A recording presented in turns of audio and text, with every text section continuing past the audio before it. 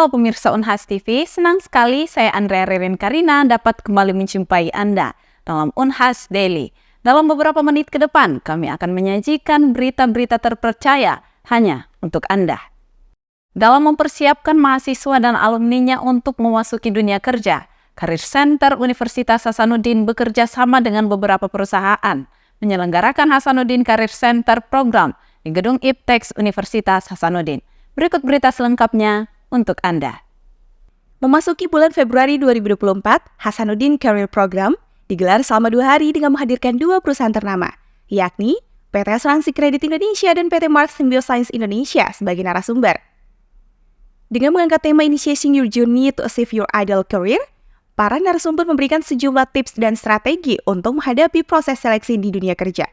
Sulfahri selaku Head of Human Resource Division of PT Askrindo menjelaskan tentang taktik atau tips and creative techniques for interview questions, termasuk cara menaklukkan pertanyaan-pertanyaan sulit dari para rekruter perusahaan. Ya, baik, terima kasih atas kesempatannya kepada Unhas. Askrindo senang sekali bisa hadir di sini dan tentu saja kami meyakini bahwa teman-teman di Unhas ini adalah teman-teman yang sesuai dengan budaya perusahaan kami, yaitu akhlak, tidak hanya di Askrindo tapi juga perusahaan-perusahaan BUMN. Jadi kami memang mencari SDM-SDM yang mempunyai akhlak yang baik sih sebenarnya ya. Jadi poinnya kalau di agama kami itu ada akhlakul karimah ya, itu menjadi hal yang tidak sulit ya, karena memang itulah poinnya dari budaya perusahaan. Jadi kita cari orang-orang yang bisa berkembang bersama kami dan tentu saja mempunyai dasar pondasi akhlak yang baik. Iya, jadi kami memang saat ini punya visi untuk memperkenalkan lebih banyak perusahaan di Indonesia Timur dan Unhas menjadi salah satu target kami karena kami meyakini bahwa Unhas merupakan universitas yang berreputasi tinggi dan lulusannya juga banyak yang mempunyai performa yang sangat baik dan kami ingin memperkenalkan Askrindo ke sini dan tentu saja kami punya program yang namanya ASIX, Askrindo Internship Experience. Jadi itu program magang, yaitu memberikan kesempatan kepada mahasiswa-mahasiswa Unhas yang nantinya akan bekerja merasakan gimana suasana kerja selama 4 bulan program kami.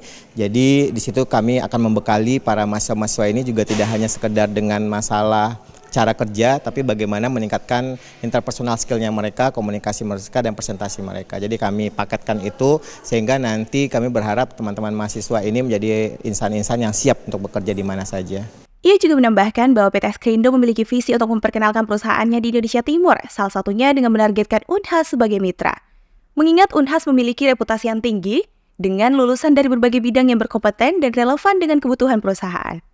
Bahkan PT Askrindo menyediakan program magang bagi mahasiswa bernama ASIX atau Askrindo Internship Experience buat mereka yang ingin merasakan euforia bekerja di perusahaan asuransi kredit Indonesia.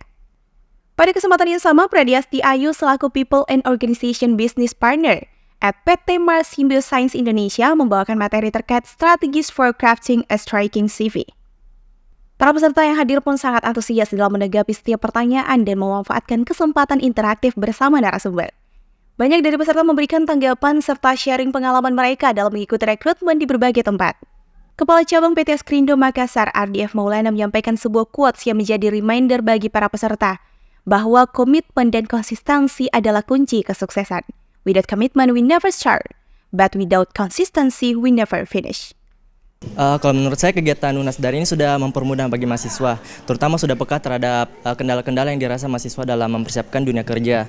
Kendala seperti kesulitan cari pelatihan, bahkan pelatihan ada yang memungut biaya, mungkin kita terkendala di situ. Ya walaupun kegiatan ini singkat, tapi bisa meningkatkan value kita secara bertahap. Jadi saat tes nanti nilai kita bisa lebih tinggi dari sebelumnya. Nah, adapun mindset yang saya tanam juga dalam saat interview bahwa kita hanya satu dari banyaknya kandidat. Jadi perjalanan kita masih panjang. Nah, peran Unhas ini sudah hadir mendengar kendala tersebut, bahwa dia tidak hanya memberi materi perkuliahan, tapi juga memberi materi persiapan seleksi di dunia kerja.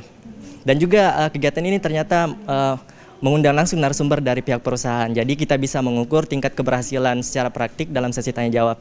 Saya rasa itu. Salah satu peserta kegiatan ini juga beranggapan bahwa materi yang disampaikan sangat bermanfaat karena dirinya mendapatkan banyak ilmu mulai dari tahap persiapan sampai tahap akhir wawancara. Tidak sampai pada hari pertama, namun di hari kedua juga masih akan dilanjutkan dengan sesi Career Talk and Walk-in Interview. Wasnani Putri Intan, Muhammad Syaiful, Unhas TV. Teganya Tante Arnita bunuh keponakan di ball team demi mendapatkan emas. Nyawa bocah 8 tahun ditukar dengan uang Rp3.600.000. Berikut berita selengkapnya untuk Anda. Tante Arnita Momonto di Bolang Mangondo Timur, Sulawesi Utara, tega membunuh keponakannya Tilva Asah Ramo Koago berusia 8 tahun. Emas yang menempel di tubuhnya menjadi pemicu Tante Arnita tergiur untuk melayangkan nyawa keponakannya. Oke, jadi kalau kita lihat ya dari saya melihat dari beberapa video yang mengulas ya tentang kasus ini. Yang pertama saya menilai bahwa pelaku ya jadi pelaku ini memiliki problem solving yang sangat miskin gitu. Jadi alternatif penyelesaian solusi masalahnya itu rendah gitu. Kenapa? Karena dia tidak bisa menghitung ya berapa resiko konsekuensi yang harus dia terima dengan apa yang dia dapatkan seperti itu. Ya, jadi ini nampaknya memang juga ada keterbatasan secara kognitif begitu yang menyebabkan dia akhirnya keluarnya adalah perilaku yang impulsif. Gitu. Jadi seharusnya kalau misalnya memang mohon maaf ini ya bukan mencontohkan, tetapi dia bisa saja melakukan hal yang berbeda ya, hal yang lain ya, tidak sampai harus menghilangkan nyawa seperti itu. Kalau dia memiliki beberapa alternatif solusi gitu, tapi karena dia tidak punya, nah akhirnya itu ini sangat menunjukkan bahwa ada pola pikir yang sangat terbatas ya. Jadi bagaimana caranya mencari alternatif solusi itu sangat terbatas. Yang kedua kendali impuls ya. Jadi kendali keinginan ya atau dorongan ini yang sangat terbatas juga gitu ya. Jadi pada beberapa, kalau di dalam teorinya Freudian gitu ya, kita mengenal ada id, ego dan super ego ya. Kalau ego itu adalah yang memutuskan ya, apakah kita misalnya ya, seperti misalnya taruhlah kasus ini gitu ya, saya sangat menginginkan gelang, kalung dan sebagainya itu gitu ya. Nah itu kan kalau orangnya memang ingin gitu ya, ada kendali impuls, maka ego saya yang mempertimbangkan gitu ya, apakah itu sudah sesuai dengan nilai-nilai masyarakat atau tidak gitu. Nah itu biasanya itu bicaranya di conscientiousness. Jadi ada nurani ya, ada hati nurani. Nah sayangnya si pelaku ini gitu ya, tampaknya kendali super ego atau value atau nilai-nilai norma-norma itu lebih rendah daripada nafsunya gitu. Jadi dia seperti lebih besar ya, kendali dirinya itu memenuhi keinginan dari id kalau dalam bahasanya Freud. Id itu mewakili nafsu, super ego mewakili value, moral gitu ya, sementara ego yang memutuskan. Nah kemudian hal yang lain dari kendali impuls ini kita mengenal ada teori ya tentang yang biasanya digambarkan memberikan gambaran bagaimana perilaku kriminal atau kejahatan, yaitu kita kenal dengan dark triad personality ya. Dark triad personality ini ada 3, salah satunya itu adalah psikopati ya. Nah memang ada orang-orang yang punya kecenderungan untuk melakukan kejahatan ya. Jadi yang pertama biasanya dia memang kurang empati gitu dengan orang lain gitu ya. Jadi dia tidak punya empati, lalu memang juga selalu punya dorongan untuk melakukan sesuatu yang beresiko, challenging gitu ya. Seperti itu. Kemudian dia juga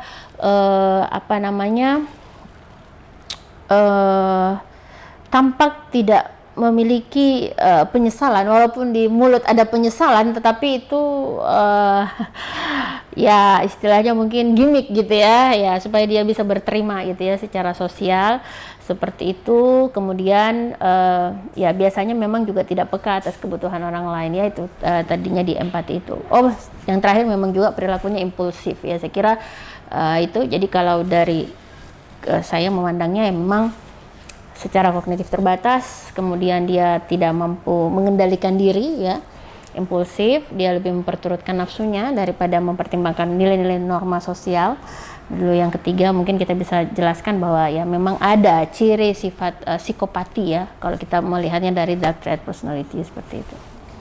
Berbagai penyebab memicu pelaku tega membunuh korban. Salah satunya pelaku memiliki problem solving yang sangat miskin, alternatif penyelesaian masalah pelaku rendah, dan pelaku tidak bisa menghitung berapa konsekuensi dari tindakan yang dilakukan dan keuntungan yang didapatkan.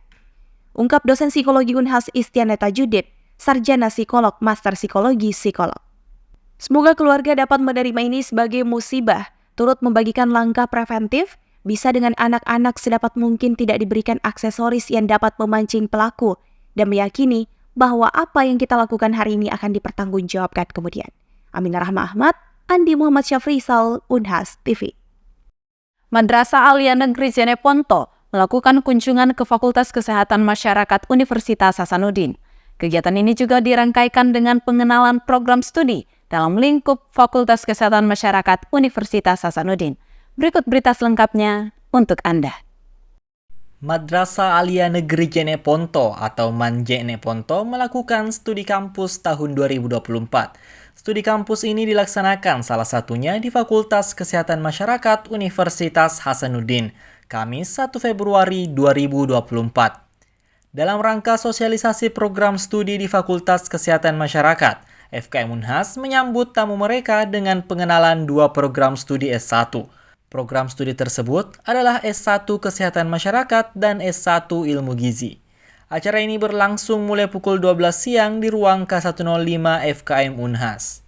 Acara ini dihadiri oleh Dekan FKM Unhas, Profesor Sukri Paluturi SKM MKes MSc PhD, para wakil dekan, ketua program studi, KTU, dan para kasubag. Dari pihak Manjeneponto dihadiri oleh kepala madrasah, para guru, wali kelas, serta segenap siswa kelas 12.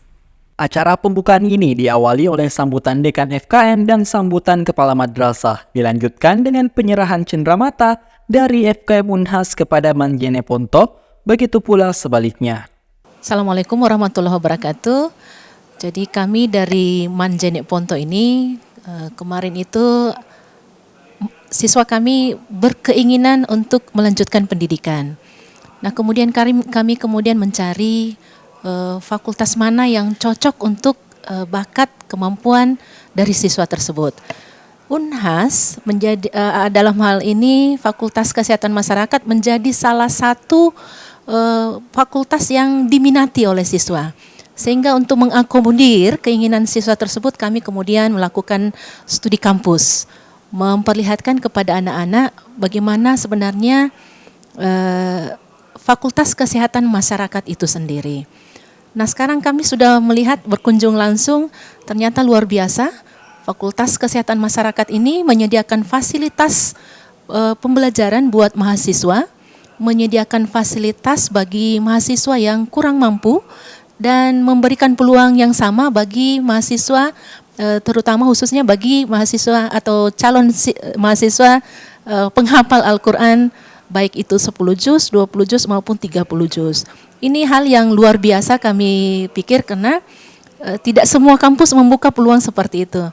Dan juga disampaikan bahwa pihak kampus itu tidak mengenal kata mahasiswanya putus, tidak melanjutkan pendidikannya karena biaya. Karena dibuka peluang yang besar untuk siswa atau mahasiswa yang masuk itu benar-benar dipikirkan baik dalam proses pembelajarannya maupun dengan kelanjutan dari pendidikan mereka. Ia juga menyampaikan sebagai kepala madrasah perlu menyiapkan wadah kepada para siswa untuk melihat jurusan yang akan dipilih saat akan kuliah nanti. Acara inti dalam kegiatan ini adalah pengenalan program studi. Pengenalan program studi S1 Kesehatan Masyarakat dibawakan oleh Dr. Hasnawati Amkam, SKM MSc, selaku Ketua Prodi S1 Kesmas. Dalam materinya, ia menjelaskan visi misi, sejarah, hingga prestasi Prodi S1 Kesmas. Selain itu, ia juga menjelaskan 7 departemen di bawah Prodi Kesmas: Manajemen Rumah Sakit, Epidemiologi, Biostatistik KKB, Keselamatan dan Kesehatan Kerja, Kesehatan Lingkungan, Administrasi Kebijakan dan Kesehatan, serta Promosi Kesehatan dan Ilmu Perilaku. Materi kedua dibawakan oleh Dr. Abdul Salam SKM MKes selaku Ketua Prodi S1 Ilmu Gizi. Dalam materinya, ia menjelaskan Prodi S1 dan S2 Gizi berada di bawah Departemen Gizi. Selain itu, pemateri juga menjelaskan visi misi prodi, muatan yang dipelajari dalam ilmu gizi, hingga prospek kerja ilmu gizi. Baik, terima kasih. Saya kira ini pertama kalinya siswa dari SMA termasuk dalam hal ini dari MAN JNE Ponto melakukan kunjungan di Fakultas Kesehatan Masyarakat Universitas Hasanuddin. Saya mengapresiasi kegiatan ini di mana kepala sekolah bersama dengan para guru mendampingi siswanya yang ratusan ini untuk mendapatkan gambaran mengenai bidang ilmu, di mana para siswa ini akan melanjutkan studinya ke depan masuk ke perguruan tinggi. Dari informasi yang kami dapatkan dari para guru bahwa ternyata anak-anak ini memiliki kompetensi yang bagus, di antara mereka juga ada yang para penghafal Al-Quran, yang mereka berharap bahwa 70-80% bisa mendapatkan kesempatan untuk masuk di perguruan tinggi favorit termasuk di Universitas Hasanuddin ini. Yang diperkenalkan oleh mereka yang pertama secara singkat adalah tentu kapasitas SDM yang ada di Fakultas Kesehatan Masyarakat Universitas Hasanuddin, tetapi secara detail lebih kepada pengenalan prodi, program studi, baik prodi S1 Kesehatan Masyarakat maupun prodi S1 Ilmu Gizi. Nah, ada beberapa departemen yang berada di bawah naungan daripada departemen prodi Ilmu Kesehatan Masyarakat, yaitu adalah Departemen Administrasi dan Kebijakan Kesehatan, kemudian ada epidemiologi, ada kesehatan lingkungan, ada keselamatan dan kesehatan kerja, kemudian ada promosi kesehatan dan ilmu perilaku, ada biostatistik, kependudukan dan keluarga berencana, dan tentu termasuk dalam hal ini kesehatan reproduksi, dan ada manajemen rumah sakit. Kemudian untuk prodi gizi ya memang hanya satu ya, untuk prodi S1 ilmu gizi. Yang pertama, kami berharap bahwa anak-anak putra terbaik daerah memiliki kesempatan untuk memperoleh pendidikan di Fakultas Kesehatan Masyarakat Universitas Hasanuddin. Meskipun demikian, kita memahami bahwa menjadi mahasiswa di Fakultas Kesehatan Masyarakat sangat kompetitif, tetapi kami sangat yakin bahwa mereka memiliki kompetensi, mereka memiliki kapasitas yang bagus untuk bisa mendapatkan kesempatan di perguruan tinggi tersebut. Usai pemberian materi dilanjutkan dengan penandatanganan Memorandum of Agreement di ruang Dekan Fakultas Kesehatan Masyarakat Universitas Hasanuddin. Pemirsa, beredar klarifikasi Mahfud MD mengenai rencana mundur dari jabatannya sebagai Menteri Koordinator Bidang Politik, Hukum, dan Keamanan. Hal tersebut pun menuai banyak pujian dari berbagai pihak. Pengamat politik Universitas Hasanuddin pun turut mengapresiasi keputusan yang diambil oleh mantan Hakim Konstitusi tersebut. Simak berita selengkapnya untuk Anda. Menteri Koordinator Bidang Politik, Hukum, dan Keamanan Muhammad Mahfud Mahmudin atau Mahfud MD mengumumkan pengunduran dirinya dari jabatan Menko Polhukam kepada Presiden Joko Widodo di Istana Kepresidenan Jakarta pada Kamis 1 Februari 2024. Mahfud MD mengungkapkan rasa terima kasihnya kepada Presiden Jokowi atas kepercayaan yang telah diberikan padanya sejak 19 Oktober 2019 untuk menjabat sebagai Menko Polhukam. Baginya penunjukan ini merupakan penghormatan dari Presiden Jokowi. Wacana mengenai kemungkinan Mahfud mundur dari kabinet telah muncul beberapa pekan terakhir. Pada Rabu 31 Januari 2024, Mahfud secara terbuka menyatakan telah menyiapkan surat pengunduran diri yang akan dia serahkan kepada Presiden Jokowi. Keputusan Mahfud untuk melepaskan jabatannya sebagai Menko Polhukam diambil karena dia maju sebagai calon wakil presiden nomor urut 3, mendampingi Ganjar Pranowo yang diusung oleh PDI Perjuangan atau PDIP. Langkah Mahfud ini mendapat apresiasi dari berbagai kalangan. Dilansir dari Kompas.com, Mantan Komisioner Komisi Pemberantasan Korupsi, Eri Rijana Harjapamekas, menyebutkan bahwa pengunduran diri Mahfud adalah contoh nyata seorang pemimpin yang mampu mengendalikan keinginan berkuasa. Ya saya kira itu itu kan Pak Rocky Gerung yang tapi kalau saya melihat memang kalau kita mencermati Gibran lebih banyak bicara dengan bahasa tubuh begitu. Iya. Ya, beberapa gimmick dilakukan, beberapa gestur ditunjukkan misalnya seperti itu, dan suka atau tidak suka tentu itu membawa pesan. Itu pasti ada kepentingan di dalamnya ya. Ada dorongan upaya untuk melakukan sesuatu atau pesan tertentu yang mau disampaikan dengan gimmick seperti itu. Karena kalau kita melihat sebenarnya pada substansi yang disampaikan sebenarnya tidak ada hal yang luar biasa.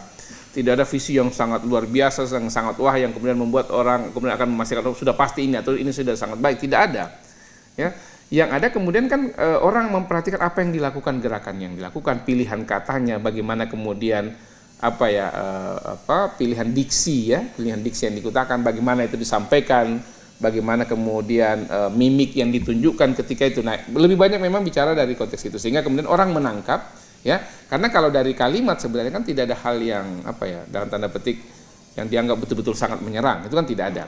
Tapi kemudian ketika itu disertai dengan gestur itu menjadi sesuatu yang seperti penekanan gitu. Contoh misalnya ketika menunduk kemudian melihat, saya kok tidak melihat jawaban Pak Mahfud begitu ya. Itu kan misalnya saya sedang mencari-cari kok tidak ada misalnya. Itu kan jawaban itu bisa jadi kalau itu misalnya tidak diikuti gestur misalnya, kalau itu hanya dikatakan saya kok tidak mendapat esensi dari jawaban Pak Mahfud kan tidak masalah. Tapi ketika dia pakai gerakan melihat, mencari dan seterusnya itu kan kemudian dianggap seperti seolah-olah betul-betul kosong dan tidak ada. Nah, ini kan bisa jadi dianggap sebagai sesuatu yang menganggap Pak Mahfud tidak ada apa-apanya begitu. Ya, tanda ini itu juga tidak hanya saya tidak juga ke Pak Mahfud ya, ke Caimin juga kurang lebih seperti itu ya, dengan gestur yang berbeda. Ya, kalau menurut saya kira seorang menteri ketika memilih mundur tentu ada pertimbangan yang sangat luar biasa, itu pasti karena kan mundur itu tidak hanya sekedar suka atau tidak suka. Ini kan terkait dengan tanggung jawab dan komitmen. Ketika berjanji dulu untuk dilantik sebagai menteri kan sudah berkomitmen untuk melakukan sesuatu yang luar biasa dan seterusnya. Ketika kemudian memilih mundur tentu ada pertimbangan yang luar biasa. Nah, pertimbangan itu biasanya akan terkait dengan mungkin satu, ketidakmampuan lagi untuk menjalankan kebijakan dari pimpinan misalnya gitu. Yang kedua barangkali sudah tidak sejalan. Ya, tidak sejalan dengan kebijakan pimpinan yang membuat dia barangkali sudah tidak lagi bisa memenuhi ekspektasi ini. Yang ketiga ya barangkali misalnya memang karena dalam tanda petik dorongan institusi. Nah, misalnya ini biasanya ini menteri-menteri dari partai ya. Menteri-menteri dari partai misalnya kalau partainya menarik diri ya suka tidak suka dia harus mundur misalnya begitu. Nah, tapi kan saat ini Pak Mahfud kan bukan anggota partai tertentu ya. Cuman kan kemudian dikaitkan karena sekarang menjadi cawapresnya 03, misalnya dikaitkan dengan dukungan dari partai-partai 03 misalnya P3, PDI dan seterusnya diusung itu ya. Bisa jadi kalau itu yang jadi masalah ya, kalau itu yang masalah. Tapi kalau saya lihat dari Pak Mahfud, kalaupun misalnya memang memilih mundur tentu ada alasan yang sangat luar biasa yang mungkin saya kira tidak mungkin dikaitkan dengan partai politik. Karena kan beliau bukan orang partai kan.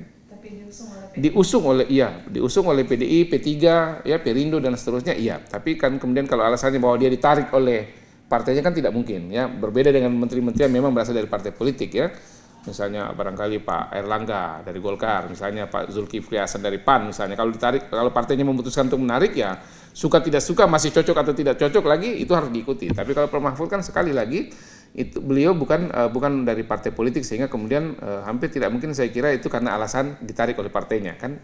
Yang ada barangkali adalah tidak lagi sejalan. Ya, tidak lagi sejalan dengan apa visi dan misinya sebagai seorang menteri dengan apa yang diinginkan oleh pemimpin. Ya, itu saya kira yang ada. Nah, mundur itu sebenarnya itu bisa juga berarti bahwa itu dalam tanda petik protes, ya, atau pernyataan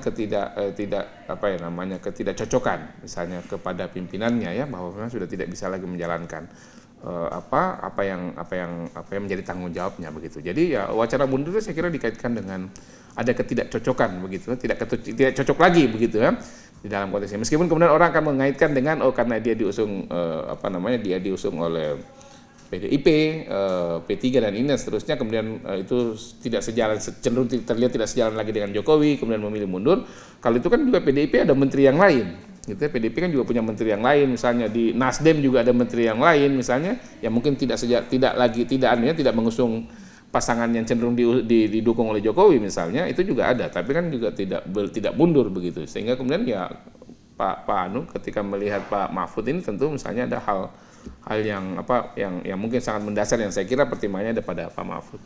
Sementara itu, pengamat politik dan dekan Fakultas Ilmu Sosial dan Ilmu Politik Universitas Hasanuddin, Profesor Dr. Phil Sukri MSI, menekankan bahwa keputusan Mahfud MD untuk mundur dari posisi Menko Polhukam menunjukkan etika yang tinggi dari seorang pejabat pemerintahan yang bersiap mengikuti kontestasi pemilihan umum. Rahmatia Taslia Ramadhani, Unhas TV. Pemirsa, berita tadi sekaligus menutup perjumpaan kita hari ini. Terus saksikan Unhas Daily hanya di Unhas TV. Saya Andrea Ririn Karina mewakili kru yang bertugas. Pamit undur diri dan sampai jumpa.